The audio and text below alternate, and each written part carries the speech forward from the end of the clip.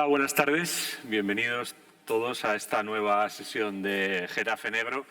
Tenemos en esta ocasión una mesa compuesta por 4 personas, cada una con una historia que quedaría para llenar toda la hora, pero tenemos que repartirla entre los 4.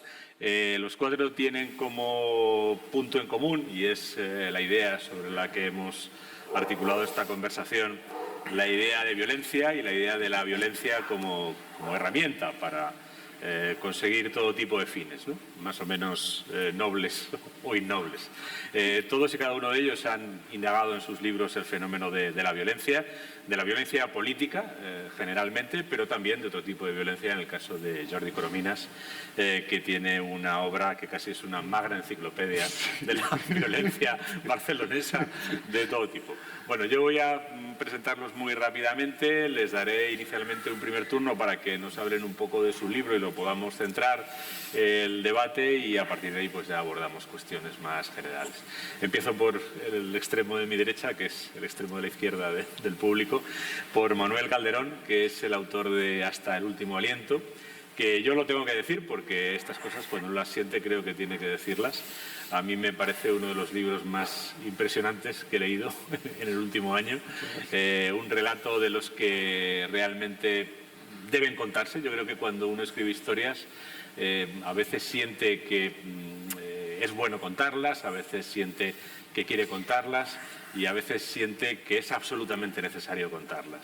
Y yo creo que esta historia es una historia que era absolutamente necesario contar. La historia de Salvador Puig Antich, un nombre más o menos conocido para bastantes personas, uno de los últimos ejecutados durante la dictadura franquista y además el último ejecutado mediante ese método tan dudosamente humanitario y tan castizo del garrote vil, pero también es la historia de Francisco Anguas, alguien que también perdió la vida, también la perdió injustamente, también tenía un futuro y a quien, sin embargo, nadie ha recordado nunca. Francisco Anguas era el subinspector de policía que murió en un tiroteo con un comando, con una célula del movimiento terrorista al que pertenecía Salvador Puig Antich, o la organización armada, como lo queramos llamar, el movimiento ibérico de liberación que actuaba en Barcelona y que tenía inspiración anarquista.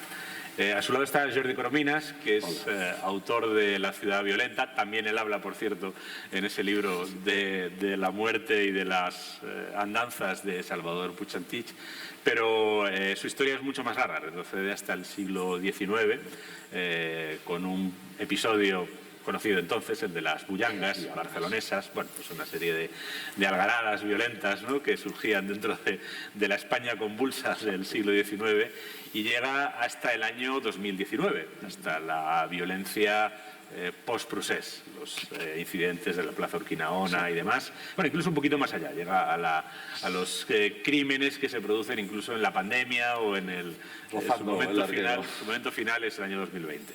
Es una galería, es un largo recorrido por la copiosa violencia política que se produce en Barcelona en todas las distintas épocas. Pensemos en lo que hay en estos últimos 180 años en España y también en particular en Cataluña, y también tiene una mirada sobre la delincuencia común y la delincuencia violenta, que en Barcelona, como ciudad portuaria y como gran urbe, también ha sido abundante a lo largo de la historia, ¿no?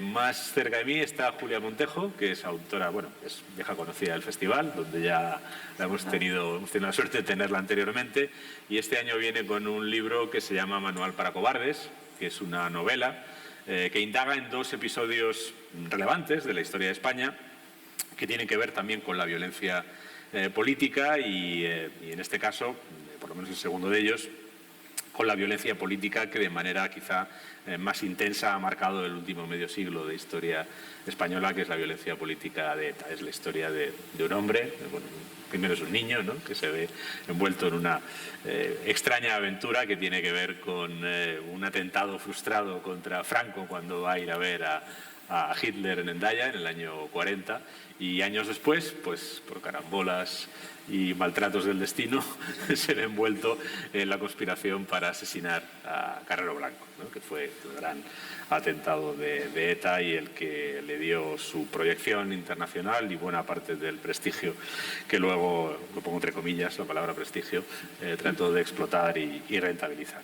Y justo a mi lado tengo a Iñaki Arteta, que es autor de libros, documentales, pero lo tenemos aquí esta tarde como autor de un libro de entrevistas que también se corresponde con un proyecto audiovisual que se llama Bajo el Silencio, que es una colección de entrevistas a personas situadas generalmente, casi en su totalidad, en la órbita de la izquierda abertzale, desde exmiembros de ETA hasta exmiembros de Riu Batasuna, miembros actuales de EH Bildu, Sortu, etcétera, con los que se hace un repaso y se lanza una mirada a cuál es la huella que ha dejado la actividad, la copiosa, intensa y larga actividad de ETA en la sociedad vasca y en especial en quienes estuvieron más cerca. Si no estuvieron implicados, si estuvieron cerca ideológicamente o estuvieron, en cierto modo, solidarizándose con esa violencia, endosándola, justificándola, disculpándola, como lo queramos llamar, ¿no? Y cuál es la memoria que ese entorno o ese mundo tiene de lo que significó ETA y cuál es su lectura del presente, ¿no? Es un libro estremecedor por muchos motivos, pero bueno, ahora hablaremos y entraremos en materia. Y me gustaría que, para empezar, pues cada uno de vosotros nos diera una pincelada breve, pero lo suficientemente sustanciosa de vuestros libros y empezando por ti, Manuel, pues me gustaría que nos contaras, aparte de lo que tiene debajo esta historia, cuál es el momento en el que esta historia te interpela, cómo te interpela, y también creo que es muy interesante el proceso que tiene de elaboración el libro por cómo vas buscando a todos los supervivientes de aquella época, incluidos pues antiguos militantes de ese grupúsculo terrorista que ahora llevan una vida completamente distinta y que gestionan su memoria pues de aquella manera, ¿no? Como se gestionan siempre las memorias incómodas. Pues, muchas gracias, Lorenzo, por la invitación a Getafe Negro. No es la primera vez y estoy, la verdad, muy agradecido. Yo era un joven bachiller cuando aquellos hechos, el hecho fundamental es que Salvador Puig Antich, muere ejecutado por el método de Garrote-Vil, que es un método especialmente cruel, el 2 de marzo de 1974. Yo tenía 16 años y lo recuerdo. Los bachilleres entonces éramos muy adultos y bueno, yo creo que el franquismo, en gran parte, la vida en general, ¿no? El franquismo nos hacía como muy adultos. Y bueno, yo lo conocía, digamos, ese mapa, lo conocía. Fue pasando los años, fundamentalmente cuando empezó a revisarse la historia y sobre todo a partir de la Ley de Memoria Histórica, aunque no es un tema que a mí no me interesa especialmente. Fue cuando empecé a oír relatos en torno a Puig Antich que no coincidían con lo que yo había vivido, ¿no? y correspondían. Y entonces cuando me meto a investigarlo, vamos a ver, hay que partir de un hecho que el MIL, Movimiento Ibérico de Liberación, dura un año activamente, ¿no? Cometen 13 atracos, digamos, muy sustanciosos y muy violentos. No eran conocidos, o sea, a ellos se les conocen cuando los detienen y mucho más cuando ya se anuncia que hay una pena de muerte que no se pudo conmutar, como se conmutaron las penas de muerte en el año 70 del proceso de Burgos. ¿Por qué no se conmutaron? En definitiva, porque era un grupo absolutamente aislado que no conocía nadie. Es un grupo, voy a explicar para que se entienda, un poco, sin querer tampoco banalizar, ¿no? Ni ridiculizar, era un grupo muy de la estirpe del post-68.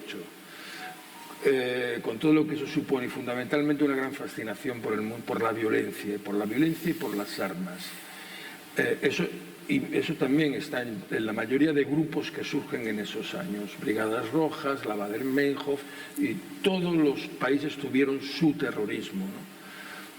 Por supuesto, en España hubo una marca muy especial, que era ETA, que es la única que perdura por ser probablemente nacionalista y haber tenido la colaboración directa y necesaria de la población civil o una buena parte de la población civil vasca. Eran hijos, esta gente, era un grupo de 10, 12 personas, en su mayoría, bueno, en su mayoría no, todos eran hijos de familias burguesas y algunos de la alta burguesía, y voy a utilizar un tópico, pero es que en este caso es cierto, de la alta burguesía catalana. Es decir, enraizadas sus familias con el catalanismo, con el catolicismo, educados, sus padres muchos eran profesores, etcétera, etcétera. Se crían en un margen de libertad que era mayor que la libertad de la que disponíamos, me quito yo de en medio porque no me quiero meter, de la que disponía la mayoría de los jóvenes, sobre todo que eran de familias trabajadoras, que estaban sometidos al reglamento de la vida diaria. Es decir, mi padre decía, ser revolucionario era muy caro, era una carrera muy cara de pagar. Se podía luchar contra el franquismo, pero había que trabajar y que estudiar. Me di cuenta que en esta historia Puig-Antich muere sin prácticamente una reacción de la sociedad, fundamentalmente barcelonesa, que es donde era conocido. Por eso mi extrañeza cuando se empieza a reivindicar. Digo, bueno, pues esta gente en el fondo no hizo absolutamente nada. ¿Por qué? Porque el MIL era un grupo que rechazaba la izquierda ortodoxa. Es decir, ellos consideraban que ellos eran la nueva izquierda y la vieja izquierda eran colaboradores no solo del régimen, sino colaboradores del capitalismo. Completando este puzzle, me doy cuenta obviamente que hay algo que falta, y es la de un policía que muere de la misma edad de Puig-Antich, Francisco Anguas Barragán, sevillano, del barrio muy humilde del Tardón, en Triana, y que muere cuando van a detener a Puig-Antich. Eso fue el detonante de su ejecución. Yo intenté saber la vida de este joven y luego de otra persona. Ellos dejan ciego a un contable, se llamaba Melquiades Flores, de 37 años, con 2 hijos. Lo dejan ciego. Cuando localicé a su mujer, porque él había muerto hacía unas semanas antes de yo haber localizado a su mujer, María Jiménez, la mujer me preguntó algo que yo creo que moralmente para mí concluye el libro, que es: qué extraño que alguien 50 años después venga a preguntarme qué ha sido de nuestra vida. Esto para mí fue el motor, digamos, perdonadme un poco la expresión, la energía moral que me obligó a entender que la historia no es unívoca y necesita ser narrada. Y este fue estrictamente el motivo. A pesar de que yo sabía que esto me podría ocasionar opiniones en algunos momentos un poco agrias, desagradables y sobre todo, digamos, de poca calidad, digamos, intelectual, ¿no? Muy basadas en criterios ideológicos, etc. Esta es muy sucintamente la historia de este libro. Sí, quizás es interesante recordar, ¿no?, que Salvador Puig-Antich hoy tiene una plaza en Barcelona, mientras que ninguna de estas personas ha tenido nunca ningún tipo de recuerdo, ningún tipo de reconocimiento. No solamente no lo ha tenido, sino que la semana pasada el gobierno, a través del ministro de Memoria Histórica, que es también ministro extrañamente, de Política Territorial, una cosa que dices, bueno, Torres, reunió a las 4 hermanas de Puig-Antich, con las que yo he tratado, y les entregó un certificado, una especie de certificado de buena conducta, ¿no? Sí, la nulidad del procedimiento. Que fuera la nulidad por la ley de memoria democrática, del proceso. Allí hubo una oportunidad de oro de que alguien hubiese dicho algo en torno, pero no se dijo, porque se parte de un hecho, se parte del hecho de que Puig-Antich no mató al policía, sino que que es algo que los propios policías me han dicho, es lo más doloroso que se le puede decir a un policía, es que encima lo mataron sus compañeros en tiro cruzado.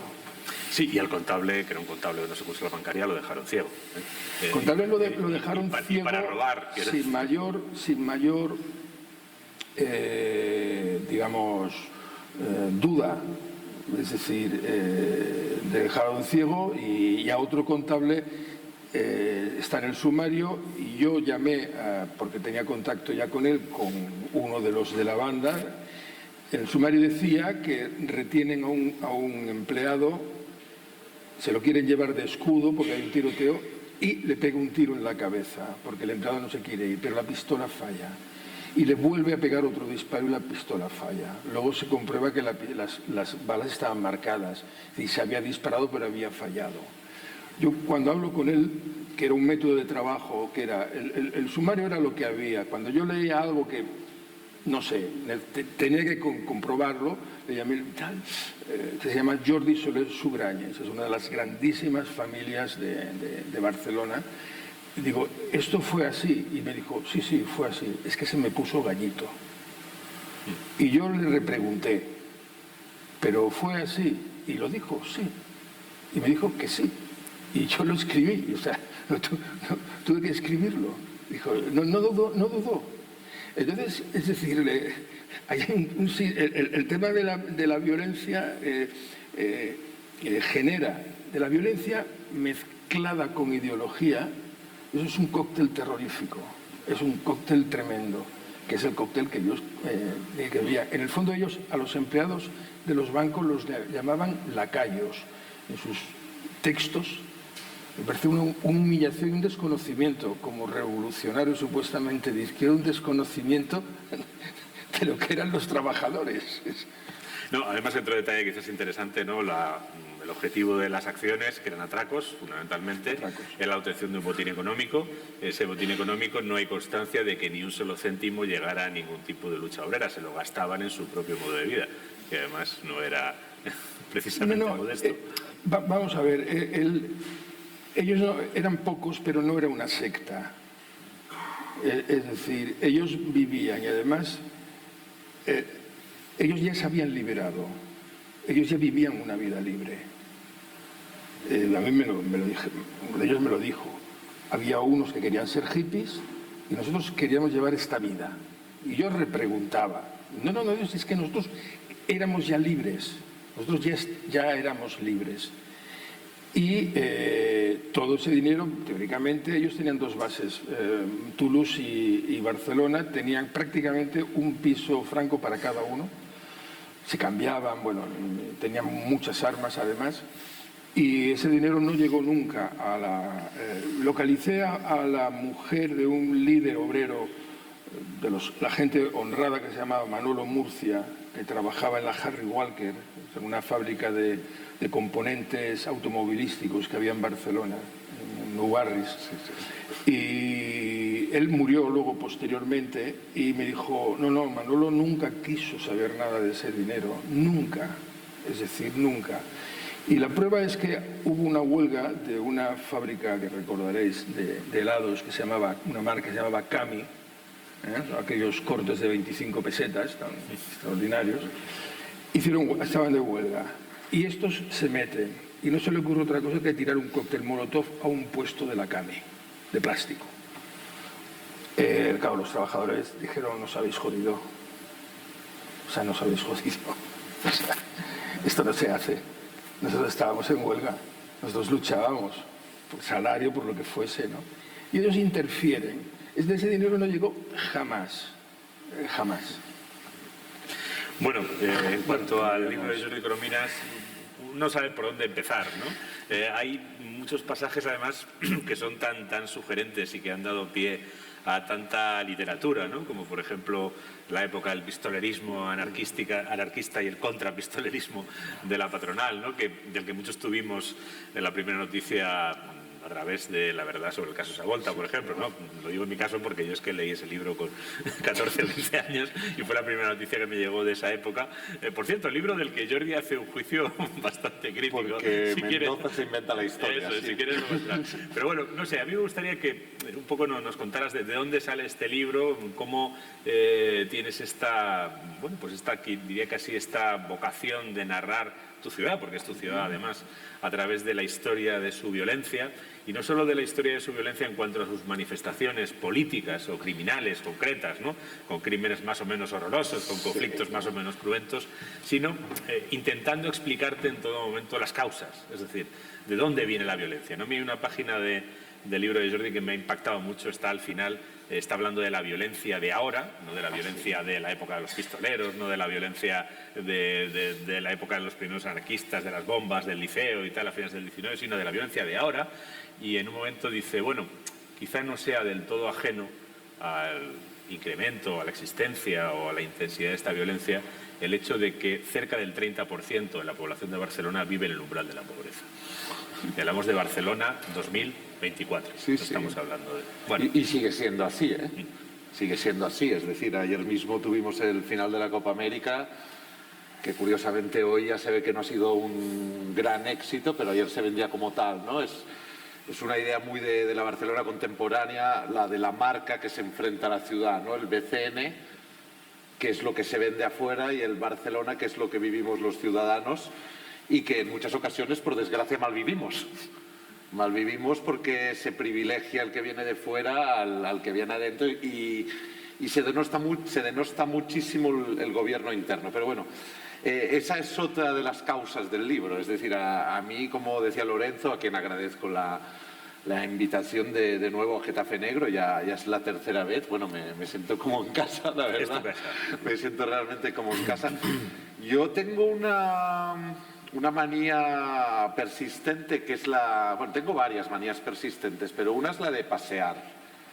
Yo para conocer necesito caminar, porque me fijo en detalles, a partir de la repetición puedo conocer mejor, también cartografío en mi cabeza y bueno, claro, al vivir en Barcelona digamos que es mi referencia a la hora de conocer, ¿no? En el caso de la ciudad violenta surgió una historia de Barcelona a través de la violencia, pero por ejemplo, desde hace 7 años casi cada semana estoy escribiendo en un periódico una historia de los barrios de Barcelona, porque me interesa precisamente todo aquello que rehúye a la versión oficial. Y explicar la historia de Barcelona a través de la violencia era un reto muy grande, pero antes de meterme en el ajo me di cuenta de algo, sobre todo a nivel contemporáneo, que es que, y es válido para Barcelona, si es válido para Barcelona, supongo que es válido para Madrid, para Pernambuco, para Milán e incluso para Getafe, por supuesto, que es el tema de que la violencia, al menos antes, yo supongo que ahora la cosa va más rápida, cambiaba década a década. Y entonces, digamos que la forma de violencia de cada década servía para explicar ese periodo de una ciudad, ¿no? Ya que estamos en los años 70, por ejemplo. O sea, en el caso de mi libro lo dividí en 3 partes. Pasó algo muy curioso, que es que como la primera parte es la más antigua, que va del 1835 al 1909, que es la Semana Trágica, es más densa porque necesitaba más explicación. Es decir, los hechos más antiguos obviamente necesitan justificarse más, ¿no? Y en los modernos la prosa empieza a fluir cada vez más. Y del 1909 me iba hasta, pues exacto, casi hasta 1900, no me iba exacto, de 1835 a 1936, la Guerra Civil, de 1936 a 1992, que son las Olimpiadas, porque en las Olimpiadas lo que se produce es una refundación de Barcelona. Es decir, Barcelona es una ciudad que se refunda varias veces. Primero cuando se tiran las murallas al suelo en 1854, que es cuando nace la posibilidad del Eixample/Ensanche. Y de 1992 hasta 2019, pues bueno, la refundación son las Olimpiadas, que cambia la cara a Barcelona y la sitúa, digamos, en el nuevo mundo global que surge de la Guerra Fría, digámoslo así. Pero iba del 92 a 2019, que si con el caso de Manuel, yo qué sé, poco faltó para que te tiraran agua o tomates, ¿no? Y en Barcelona, en mi caso, a ver, pese a jugar en casa, digamos que les molesta un poco que opine claro. Porque el final del libro, el 2019, habla de la violencia del procés, que no fue exactamente violento a nivel físico, pero sí es algo que se tenía que explicar desde Barcelona. Sobre todo tuvo una carga de violencia que no está contemplada en el Código Penal, pero que fue horrible de vivir, que es la violencia mental. La violencia mental a partir de algo muy machacón, que es llenar la cotidianidad de un ruido político que al final produce que la rutina sea casi invivible si eres una persona cuerda. Porque el problema de la década pasada en Cataluña fue el del maniqueísmo, es decir, o eras de uno o eras de otro, y resulta que yo no era de nadie. Yo tenía una crítica a ambos lados, y al llamarme Jordi, al hablar catalán como José María Aznar en la intimidad, pero con más causa, porque es mi lengua materna, pues que yo opinara que en el procés existió violencia mental era muy mal visto. Y de hecho yo he sufrido durante años veto de medios de comunicación catalanes por tener las ideas que he defendido en libertad. Eso es lo más importante, y sobre todo es un deber democrático. Es un deber democrático. Pero yendo a los 70, ¿no? Porque claro, la verdad es que el libro, efectivamente, al ir de cada década, está muy facetado. Pero en los años 70, donde trato Puig Antich, y lo trato poco, porque efectivamente son unos temas tan gruesos que directamente me desbordaban el libro. Por eso, por ejemplo, no sale el atentado de la Rambla, o no sale el atentado de Hipercor, o la guerra civil se cubre muy poco, porque quería entender más bien la violencia previa a la guerra. Con los años 70 se crea un doble cruce que es muy fascinante en Barcelona, porque las dos violencias que abordo en el libro, que son la política por un lado y la civil, digamos, la violencia común por otro, en los 70 confluyen y se transforman. Por una parte, se transforman desde lo político, porque efectivamente estamos en los estertores de una dictadura, pero la violencia que surge de ese instante, donde estaría el 1000, donde habría 1000 grupos que van naciendo y que se van consolidando, a nivel político también tiene un cuajo brutal en la transición. El tema de la transición, por otra parte, me interesaba mucho porque al haber nacido yo después de la muerte de Franco, soy de esa generación a la que nos vendieron que la transición había sido limpia e impoluta. Gracias a Dios, en los últimos años, bueno, gracias a Dios no, Dios no tiene nada que ver.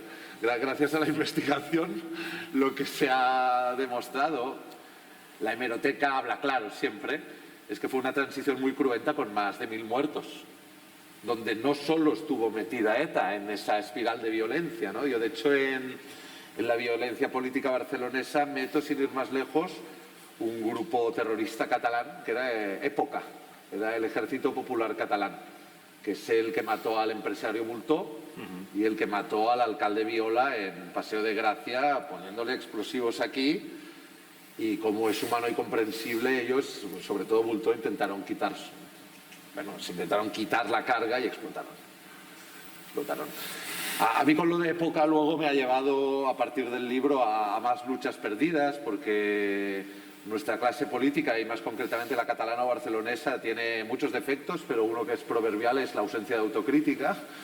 Y yo me he encontrado en Barcelona ciudad que, por ejemplo, el que era el fundador de Época, que era un nacionalista, porque hay que distinguir entre nacionalismo y catalanismo, ¿no? Un nacionalista que se llamaba Batista Roca tiene una estatua en el muy rico barrio de las Corts, cuando era un señor que defendía la pureza de sangre catalana. Bueno, te quedas a cuadros, escribes tus artículos, nadie hace nada para quitar ese busto de ahí. No vaya a ser que sea muy jodido para el cartero ver que la calle ha cambiado de nombre porque ya no está la estatua del señor, ¿no? Bueno, cosas veredes, amigo Sancho, que diría Don Quijote.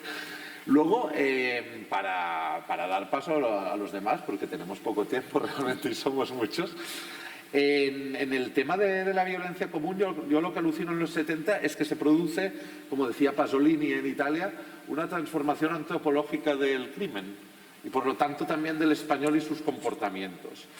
Esto se debe en parte al predominio de la cultura audiovisual, que genera en personas que no están muy bien de la cabeza unos modelos absolutamente insanos, como puede ser el caso en Barcelona, pues del asesino de Pedralbes, que tuvo un documental muy famoso en su momento, filmado y dirigido por Gonzalo Herralde, El asesino de Pedralbes era un señor que había sido carne de reformatorio infantil, que había servido en una casa en este barrio que sería comparable pues en Madrid con el barrio Salamanca, a nivel de riqueza, no a nivel de aislamiento, porque Pedralbes está mucho más aislado, sin lugar a dudas, pero bueno, mató a la familia a la que sirvió y luego, después de cometer todos estos crímenes, al día siguiente se fue a ver, nada es casual, la película El estrangulador de Boston. Imaginad, ¿no? O sea, y yo también lo puse en el libro con toda la intención porque no me parece casual. Es decir, en los 70 hay un boom de series y películas norteamericanas que no tiene nada que envidiar en su contexto al de hoy en día, que influye mucho a determinados perfiles. De hecho, el siguiente que traté, que aún me sigue alucinando y es una desgracia, es el de un asesino de ancianas que actuó en Barcelona entre 1978 y 1979. También muy cinematográfico en la elección de sus lugares porque cometió sus mayores crímenes en una de las casas de Barcelona que todo el mundo que no es de ahí conoce porque ha visto todo sobre mi madre, ¿no? Y una casa barcelonesa que sale ahí, maravillosa, modernista, y todo el mundo dice, la casa barcelonesa de todo sobre mi madre. Era en Plaza Lesseps y allí este chico que se llamaba, creo, Juan José Orduña, pues asesinó a 2 ancianas y las violó y luego lo intentó con varias más. Lo más fuerte de esta historia, como la mayoría de las del libro, la mayoría de las historias del libro lo que tienen es que son una caja que luego abre otras. En el caso del asesino de ancianas de Barcelona de los años 70, más allá de la americanización del crimen, lo más horrible es que cuando salió de la cárcel en 1997 volvió a reincidir. En Barcelona lo que también hay, y es una coincidencia con Madrid en los años 70, que yo no toco tanto en el libro, pero que me resulta fascinante, es que empezaba a llegar mucho criminal de fuera. Mucho criminal de fuera que podían ser italianos, ya que hablaba Manuel de Brigadas Rojas. En el caso de Barcelona y Madrid, más que neocomunistas o extremistas de izquierda, llegamos a tener más neofascistas. Y en Barcelona también estuvieron, pero se han escrito libros, es eso. Había temas que yo descartaba directamente porque se habían escrito libros muy importantes, donde si yo no podía aportar algo nuevo, realmente no tenía sentido intervenir. Pero me ha gustado mucho lo que ha dicho él, porque creo que cuando escribes de Barcelona, y de la Barcelona de esos años, porque no hay que olvidar que en Barcelona todo el mundo se proclama antifranquista. Todo el mundo de los años que vivió en los años 70 fue antifranquista. Yo, como persona nacida en 1979, me pregunto cómo duró 40 años la dictadura en Barcelona, si todos eran antifranquistas. ¿No? Es una gran duda existencial que tengo. Habría un apoyo económico sustancial de las élites burguesas. Pero lo más interesante, creo yo, de mi libro y de lo que ha dicho Manuel, y lo que a mí me estimulaba, era poder escribir la historia realmente transgrediendo el relato oficial, no por el capricho de transgredirlo, sino porque las fuentes me amparaban para ello. Y bueno, podíamos seguir, pero ellos tienen cosas muy interesantes que decir. Sí, yo te voy a ir midiendo el tiempo con mucho cuidado. Te escuchaba, cuando hablabas del nacionalismo o fuente de violencia, me ha resultado inevitable acordarme de una frase que escuché, bueno, y de hecho la leí en un PowerPoint en una universidad de California y se me quedó grabada, me la sé de memoria, ¿no? Los pueblos superiores tienen no solo el derecho, sino el deber de tutelar a los pueblos inferiores. Esta frase, que yo leí ahí, pues esta frase tiene un autor. Esta frase tiene un autor que es Prat de la Riba. Ah, bueno. No hay ciudad de Barcelona, de Cataluña, que no tenga una plaza o una gran avenida dedicada al autor de esta frase. Un instituto, un colegio. Y podía, a ver... Bien. Pero es que, a ver, este es un... También es lo que decía el relato oficial, yo qué sé, cuando hablas de Esquerra Republicana de Cataluña, ¿no? Ahora está lo de Puig Antic, pero antes hubo lo de Companys, ¿no? En el caso de, a ver, el Companys de la Guerra Civil es otro ser que el previo a la Guerra Civil, ¿no? Pero Esquerra Republicana se fundó por una parte que era una Esquerra independentista, que era la de Macià, que era un coronel del ejército español retirado, sí, que luego intentó invadir Cataluña, ¿no? Durante la dictadura de Primo de Rivera, que era un señor militarista. Companys sí que era socialdemócrata y federalista. Sí. Pero claro, luego Macià te lo elevan a unos altares y tenía los hermanos Badía. Claro, correcto, y duele mucho porque Porque la frase que tú has dicho tú, pues efectivamente has dicho de quién es, y yo te he dicho de Macià, pero sería atribuible a Macià, a Prat de la Riba, a Puigdemont, no habría problema. En fin, vamos a continuar. Julia Montejo es la única de esta mesa que ha optado por la ficción. Los demás, no sé si como forma de huida o para meterse en más líos todavía, porque la ficción nunca se sabe si es un atajo conveniente o una trampa para elefantes. Pero bueno, a mí me gustaría que nos hablaras de por qué has decidido acercarte en realidad te acercas a dos violencias que a mí me parece que es muy pertinente recordar juntas, que es la violencia del franquismo y la violencia de ETA. Creo que una no se entiende sin la otra, para empezar, ¿no? Son piezas engranadas, ¿no? Y lo que eliges es que un personaje de ficción pues esté en el corazón de ambas. En una como niño, el que le pasa la historia un poco por encima, y en otra ya como hombre adulto, pero un poco, bueno, pues con su vida estartalada y con... bueno, me gustaría que nos contaras un poco más por qué te sentiste llamada a indagar estas dos historias, por qué lo hiciste a través de la ficción y por qué lo hiciste a través de este cobarde, vamos a decirlo así, entre comillas, porque es un poco la antítesis, ¿no?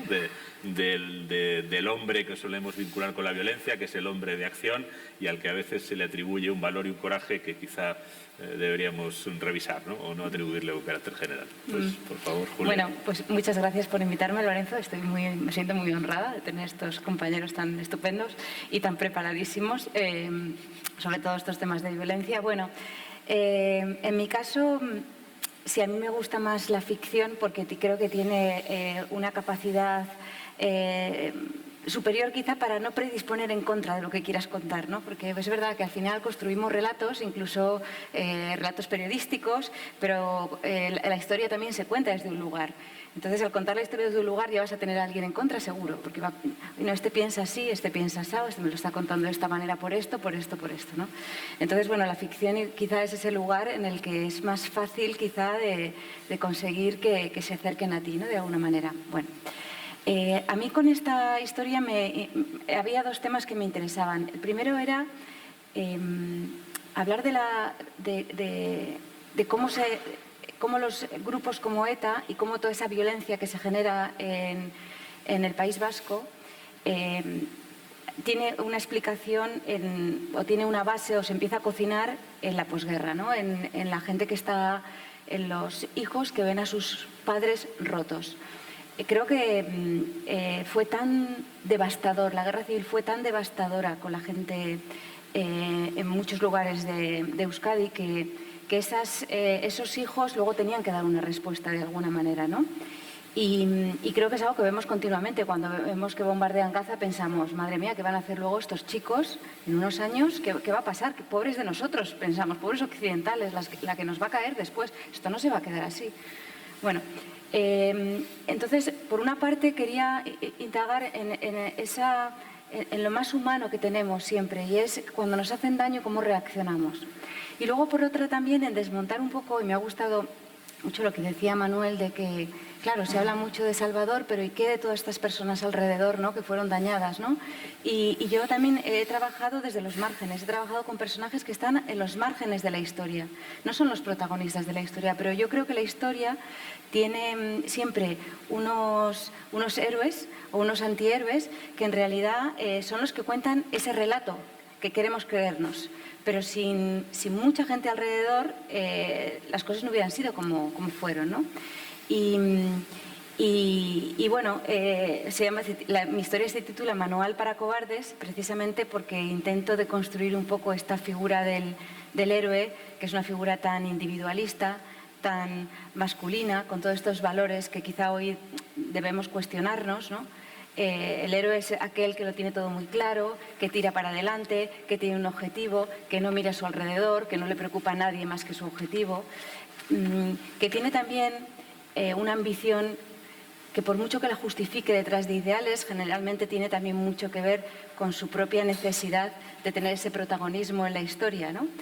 Y al final yo creo que al héroe le pasa lo mismo que a las organizaciones, y es que una vez que se crean los estamentos es muy difícil que por muy por muy bueno que fueran las primeras intenciones de constitución de las organizaciones, al final siempre hay intereses espurios que hacen que esas organizaciones se mantengan, ¿no? Y eso pasa, yo creo que en absolutamente todo.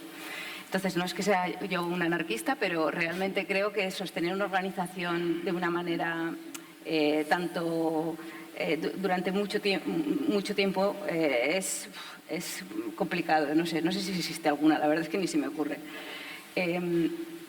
Entonces, bueno, por una parte quería también demostrar o trabajar, no demostrar, sino trabajar en cómo cuando somos pequeños siempre tenemos un montón de oportunidades. Pensamos que vamos a tener una vida fabulosa, queremos ser valientes, queremos ser arrojados, queremos vivir aventuras. Y a medida que nos vamos haciendo mayores, todas esas posibilidades que creíamos tener se van cercenando, ¿no? Se van podando. Todos esos caminos que creíamos que teníamos delante de nosotros se van podando.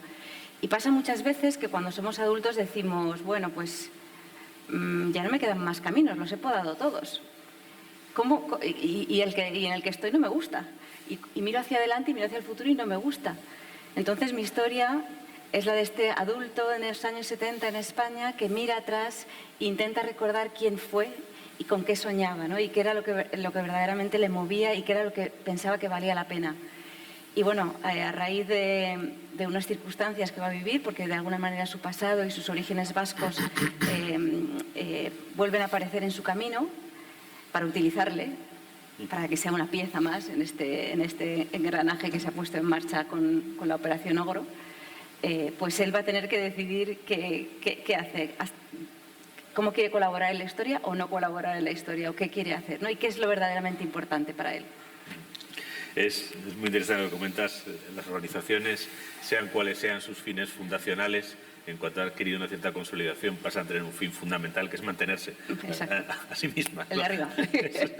Y también, yo leyendo tu novela, me interpeló mucho la lectura, porque eso que acabas de decir es exactamente lo que me dijo a mí uno de los miembros de ETA con los que he tenido ocasión de hablar, cuando le pregunté, vamos a ver, ¿por qué tú, que llevas una vida normal con 20 años, decidiste cruzar la frontera, que te dieran unas armas y buscar a personas a las que no conocías para matarlas a traición? Y su razón fundamental era haber visto a su Aita roto por lo que había vivido en la guerra y en la posguerra, ¿no? Decía antes Manuel que muchas de las personas que llegan a estos movimientos en los años 60, 70 sobre todo, ¿no? Que es cuando también se funda ETA, que es el asunto del que, bueno, se funda antes, se funda en el 58, pero digamos que es cuando coge velocidad de crucero. Muchas de esas personas, entre otras cosas, participan de una fascinación por la violencia, de una fascinación por las armas. Y me ha recordado un testimonio que hay muy interesante, precisamente de la Operación Ogro, a la que utiliza como contexto narrativo Julia en su novela, que es el testimonio de Eduardo Sánchez Gatell, entonces un joven militante marxista-leninista, no recuerdo muy bien encuadrado en qué siglas, al que contactan Alfonso Sastre y Eva Forest para que colabore en el apoyo al Comando Madrid, que es el que finalmente va a acabar asesinando a Carrero Blanco. Entonces él convive con los terroristas y los pasea por Madrid, y por ejemplo pues les organiza el ocio, ¿no? Y entonces él dice, bueno, pues como son militantes, ¿no?, marxistas, leninistas, tal, pues los quiere llevar a ver películas de Truffaut, y los etarras dicen que no, que lo que quiere ver es películas de John Wayne, que le deje de chorradas de esas. La quieren ver hombres con armas, porque son pues hombres con armas, hombres armados, ¿no? Bueno, esos hombres armados que consiguieron asesinar a Carrero Blanco y a 850 y tantas personas más, algunos murieron, bien por razones naturales o en enfrentamientos con la policía, otros pasaron bastantes años en prisión y están en la calle, y aproximadamente 200 y pico siguen todavía en prisión porque no han terminado de cumplir las condenas por los delitos por los que se les condenó, que en algún caso son decenas de asesinatos, incluidos mujeres, niños y todo tipo de personas, ¿no? Sobre la memoria de esta gente y sobre cómo se miran a sí mismos y cómo construyen su propio relato, va el libro de Iñaki Arteta, que es un libro que creo que es de lectura tan necesaria como desasosegante. La verdad, es un libro que desasosiega oír en primera persona cómo se recuerdan, cómo se conceptúan y cómo se ven a sí mismos en relación con la historia y en relación con el presente. A mí me gustaría, Iñaki, que muy libre y abiertamente nos contaras lo que para ti ha sido este proyecto y lo que se plasma finalmente en este libro. Bueno, gracias por la invitación. También muy encantado de conoceros, no nos habíamos visto nunca. Es un placer estar aquí. Bien, pues yo soy documentalista, más documentalista que escritor, aunque es el cuarto libro que he hecho.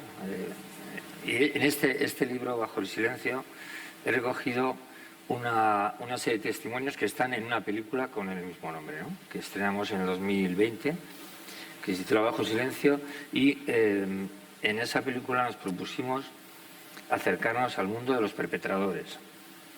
Yo llevaba 6 o 7 películas anteriores en las que me han preocupado el mundo de las víctimas, el mundo de la falta de justicia con muchos de los asesinatos de ETA, que hay casi 300 casos sin resolver, historias de gente que se tuvo que ir del País Vasco, historias de familias que nunca habían hablado delante de una cámara a contar su historia como víctima del terrorismo, por ahí.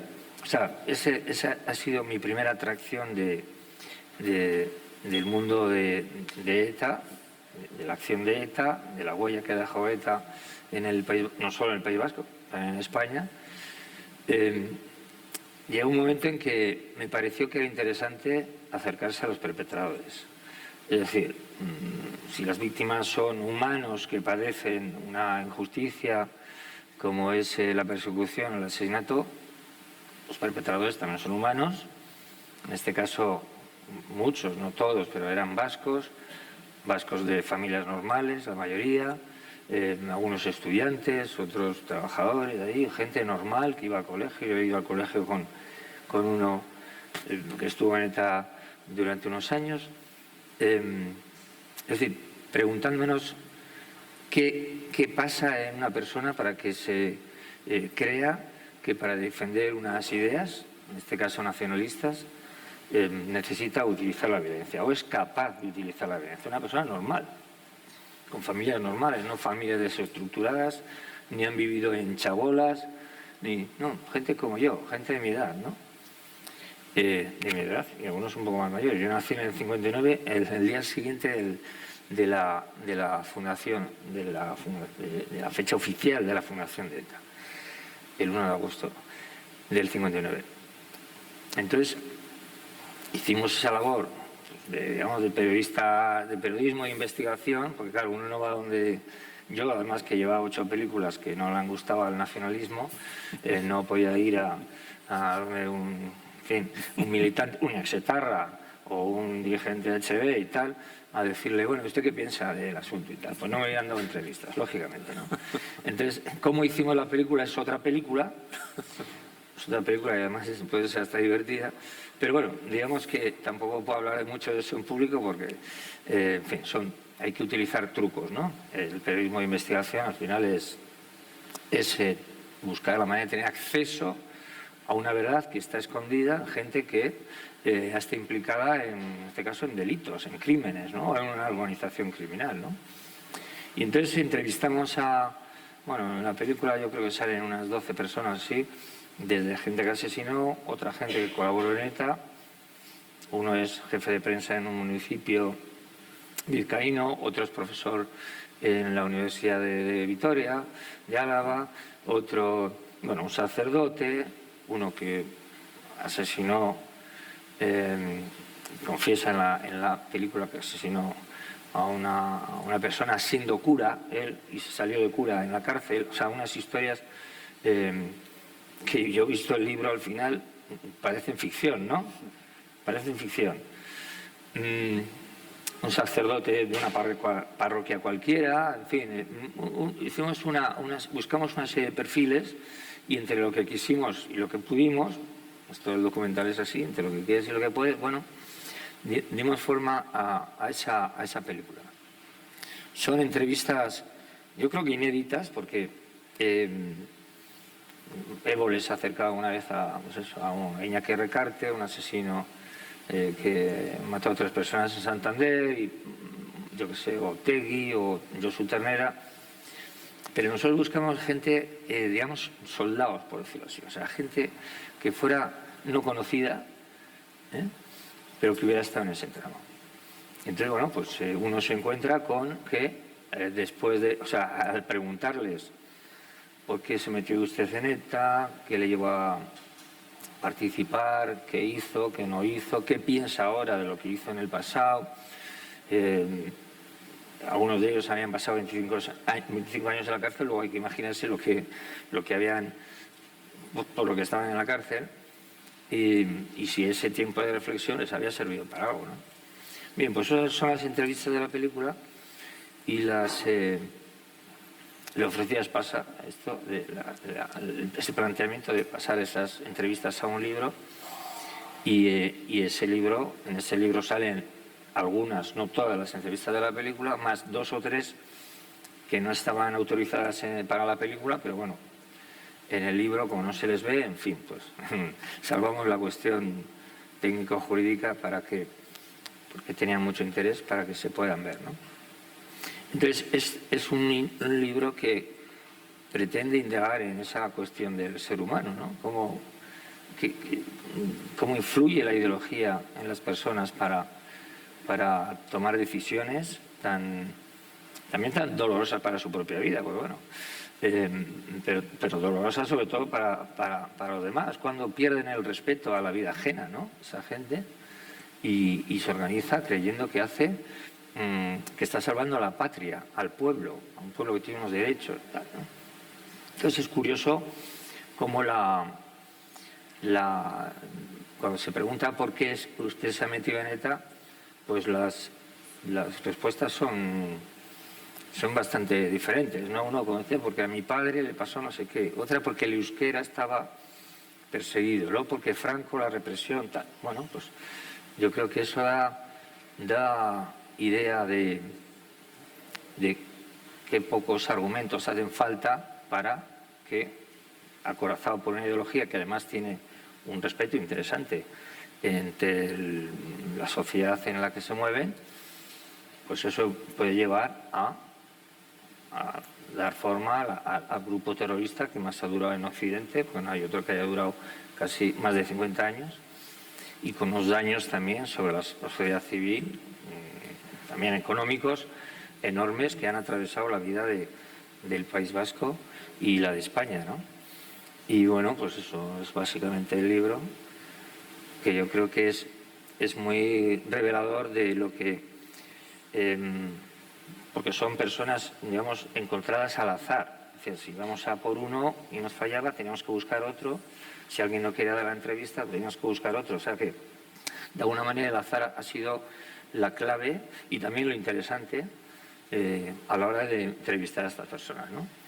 Entonces, eso es lo que bajo el silencio de las armas, bajo el silencio de la sociedad vasca, que está, digamos, traumatizada por ese pasado tan horrible que le ha tocado vivir y frente al cual no se ha comportado de manera ejemplar, bajo ese silencio también interesado de los terroristas, pues claro, muchos de ellos, hemos dicho que hay 300 casos sin resolver, pues muchos de ellos, los que van saliendo, los que han salido, pues tendrían muchas cosas que contar, ¿no? A la justicia, ¿no? Tendrán causas pendientes con toda seguridad. Entonces, ellos se callan, la sociedad se calla, y entonces bajo ese estrato nos hemos metido a ver si podíamos indagar qué hay en el presente en la cabeza de estas personas que han sido perpetradores durante tanto tiempo, y si tienen culpa, no tienen culpa de lo que han hecho. En fin, eso no les voy a destripar el libro, pero bueno, todo eso se encuentra en esas páginas. La pregunta está a la que aludía, es decir, ¿eso es una razón para matar? Se hace en algún momento en las entrevistas, y aquí tenía yo destacada una respuesta.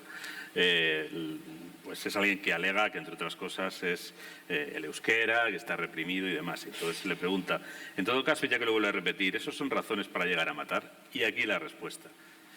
Depende de cómo se teorice. En los 60 se teoriza que sí, ahora se teoriza que no. Pero no cambiemos las cosas de contexto histórico. ¿Tenía razón Mao, Ho Chi Minh, Fidel Castro para matar? Sí, no. pues podemos decir para qué, pero las tenemos que entender en su contexto histórico. A mí, la verdad, no sé por los demás, pero la banalidad moral de esta respuesta me sobrecoge, ¿no? Nos hemos casi zumbado el tiempo, sí, casi. Pero voy a lanzar una pregunta a los cuatro, breve, muy sintética, de que podéis responder como queráis, pero se os exhorta a que sea también de la misma manera, que un poco puede resumir toda la mesa, ¿no? Porque al final, ya sea un terrorista, ya sea una organización, ya sean unos militares sublevados que dan un golpe de Estado, ya sea un Estado que practica la guerra sucia, que es el expediente por el que se zanjaron muchos de los terrorismos de los años 70, como bien recordaba Jordi, en países rigurosa y ejemplarmente democráticos como Francia, Alemania, Bélgica, Italia, etcétera, el Reino Unido, etcétera. Tanto en esos casos como en el del delincuente que va a robar un banco para repartir el dinero o no con el pueblo o para quedárselo el mismo, hay un razonamiento. El razonamiento es, hay unas circunstancias, contexto histórico, diría aquí este ser humano, en las que el atajo de la violencia compensa. Ese es el razonamiento que hay detrás de todos estos actos. ¿Cuál es vuestra idea respecto de esto? ¿Existe alguna circunstancia en la que el atajo de la violencia compense? Yo creo que sí, lo estaba pensando ahora, es decir, hay que tener muy en cuenta la formación de la familia, de dónde se procede, para entender si se opta. Es decir, de hecho, los trabajadores, este grupo, en concreto en 1000 no existía ningún trabajador, todos era. Lo estaba buscando, perdón porque utilizo el móvil, no me gusta hacerlo así. Es un libro que se llama Sangre y Rabia, una historia cultural del terrorismo. Lo escribe Michael Burley, lo publicó Taurus. Y tiene una teoría muy interesante, muy sugestiva por lo menos, sobre por qué hay estos grupos de esta época. Yo dejaría al margen el IRA y ETA porque hay factores religiosos, es el nacionalismo, es otra cosa. Y es el desarrollo de los estudios humanísticos y las ciencias sociales en las universidades. Es una teoría sugestiva. Hay que decir que él es un anglosajón positivista y que detesta todo lo que no tenga digamos, una demostración empírica, el empirismo anglosajón. Pero es interesante porque todos en el fondo vienen de esta rama y de ahí el desarrollo diarreico de sus ideologías y de sus textos, que los recomiendo, son absolutamente ilegibles. O sea, se demuestra que no vivían en el mundo. Yo creo que este factor es importante. Yo creo que en el caso del MIL hay una actitud muy elitista y la impaciencia del joven que no tiene la experiencia del trabajo, esto de tienes que labrarte un futuro. Es decir, que ya en sí te asustaba porque parecía que te tenías que poner y tirar del arado, ¿no? Es lo que te decían tus padres, tienes que trabajar y tienes que esforzarte. Esa actitud, yo por lo menos, no quiero ahora, digamos, pero en este grupo sí que actúa esa cierta impaciencia romántica, vive rápido, muere pronto. En su caso no fue así, excepto Puig-Antich, porque luego todos acabaron haciendo unos trabajos que realmente, pues dice, hombre, para esto tampoco, para dedicarte al tema de la inversión inmobiliaria, pues tampoco valía la pena. Pero yo creo que hay y un cierto carácter elitista sobre la violencia. Es decir, yo desprecio al policía porque el policía es un pobre, es un matao, y además es franquista, cosa que no era cierta, porque no era así, es decir, es mucho más, tú lo sabes, era mucho más complejo que eso, ¿no? Franquistas también eran los catedráticos o los profesores del instituto porque tenían que jurar las leyes fundamentales del movimiento y los jueces, ¿no? Entonces, hay una actitud elitista. Daría para el tema que planteas, daría para mucho. Y luego, yo me he encontrado con esta gente, 3 de los que pegaban tiros son cada uno de una intensidad vital diferente.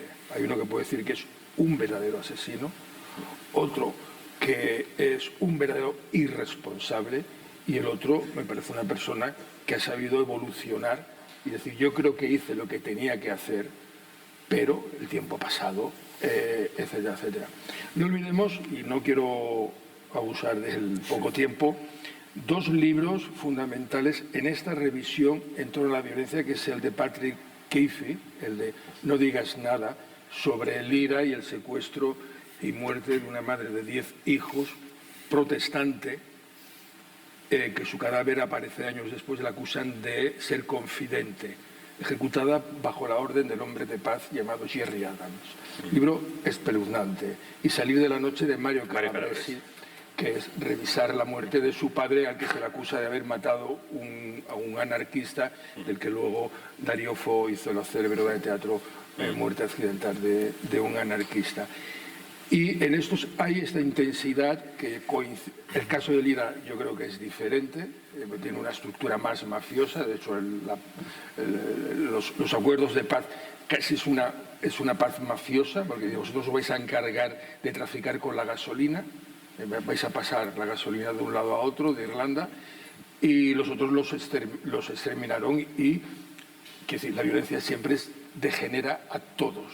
Es decir, a todo el que la toca los degenera. Degenera, sí, pero sirve, es lo que más sirve, la violencia, ¿no? Y quizás en el caso de ETA, allá por los 70, cuando unos pocos chicos jóvenes de ciudad, urbanos, del Colegio de los Escolapios en Vizcaya, Juaristi, Echevarrieta, Unzueta, los primeros que eran, digamos, intelectuales. De hecho, hay dos de ellos, que es una cosa curiosa, les dan un premio de poesía cuando eran estudiantes ahí en los Escolapios. O sea, gente que leía, hizo una digestión de los tiempos y los libros que eran de la época. Y quiero decir que no se entra en la violencia rápidamente, porque lo primero que hacen es una especie de terrorismo de baja intensidad, es decir, poner una icurriña no sé dónde, en algún momento poner una bomba que no está ya en un monumento, o sea, sin pretender atacar a la vida humana, ¿no? Pero claro, todo eso entra en un proceso de radicalización y se va haciendo una bola, y claro, se puede decir, es que el pueblo vasco sufrió especialmente en la guerra civil, pues, pero eso no es cierto. No es cierto. Si uno ve, hay un mapita con las provincias españolas y con los muertos en cada provincia, pues Badajoz, Madrid, incluso Andalucía sufrió muchísimo más que la parte norte de las provincias vascas o Cataluña incluso. O sea, que eso, de verdad que hay una mitificación, pero una mitificación que se eleva a rango de relato familiar, que lo he vivido yo en mi propia familia, y eso va llevando a que esos jóvenes vean que haciendo ciertas acciones la gente va despertando. La gente, en Euskadi también todo el mundo era franquista, digo antifranquista, todo el mundo era franquista. En Cataluña eran antifranquistas, en Euskadi también eran antifranquistas todos, no sé dónde estarían. En Navarra no. En Navarra no. Bueno, ahora algunos dirán que sí, pasado el tiempo. Entonces,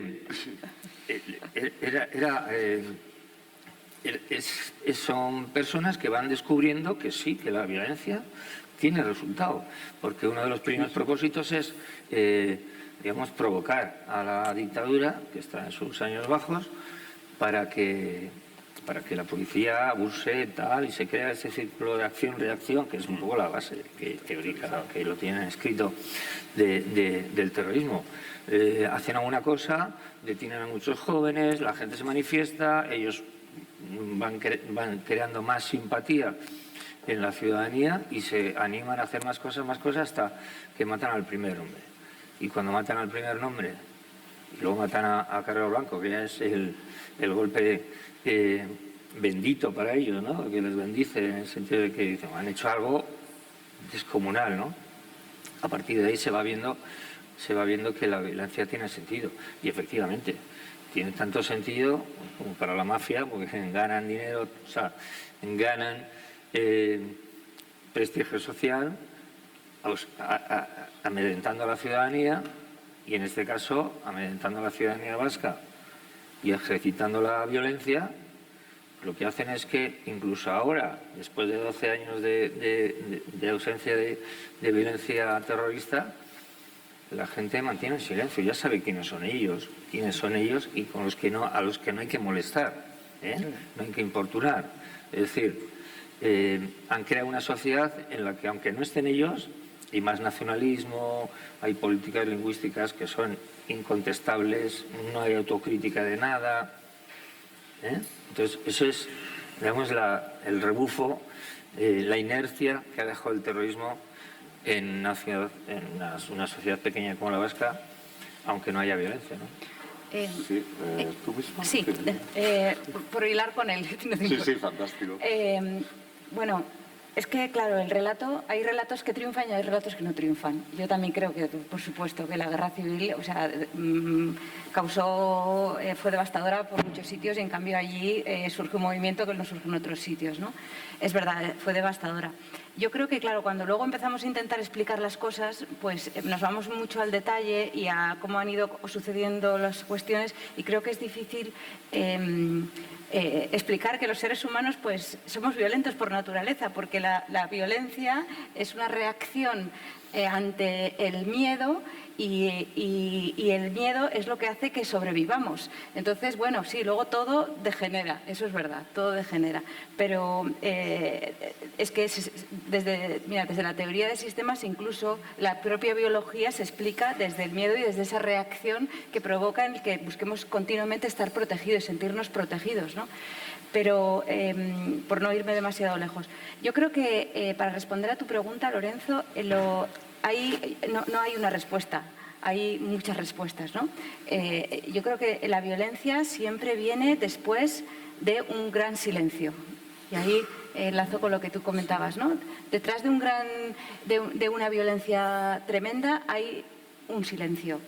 Y si vamos más atrás, otra violencia previa.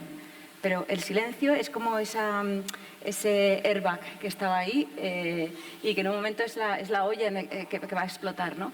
Y creo que hay, en el caso de ETA o de Lira o de organizaciones islamistas, yo creo que es distinto a lo que has comentado de el movimiento que hay o que tiene que ver con el vive rápido, muere joven y deja un cadáver guapo, porque yo creo que eso venía de una juventud hastiada y como que se queda sin referentes, una juventud que lo tenía, que viene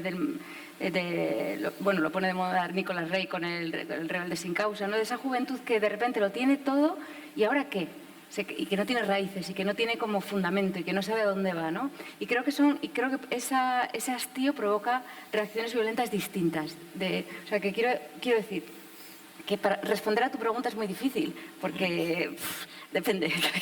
Pero fíjate con esto y de la generación que te dices tú, ¿no? Y Nicolás Rey y tal. El caso paradigmático en literatura de la persona que usa la violencia porque ya lo tiene todo a nivel postmoderno, para mí es American Psycho. Es decir, ese momento lo tengo todo, me aburro, ¿no? Porque además ya sabéis que en nuestra sociedad está prohibido aburrirse. Entonces él, para no aburrirse directamente, decide matar de un modo que ciertamente es sofisticado, ¿no? Porque se recrea en la crueldad, ¿no? Pero con relación a la pregunta de Lorenzo, voy a ser muy rápido, porque ya estamos aquí ultrapasando, sobrepasando.